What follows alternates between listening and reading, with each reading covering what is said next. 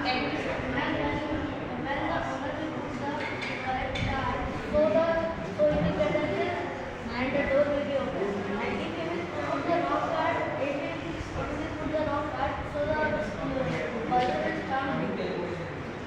this is for security persons. We have a master card, and if we are using this particular card, then only this door will be open. If we are putting some other security once again.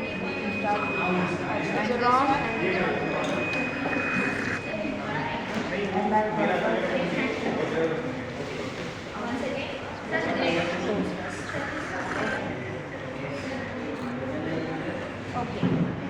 Hi, Now the purpose of this model is that the national security office like provide a security. but I think already in many of the hotels we have this system. There are cards, and when we put that card, then the particular rooms open. Then how do you think this is an innovative way, or this is a cost efficient? Already the system is being used in the hotels now. What is innovation in the Innovation is nothing, but now we have learned that how it is. you have learned how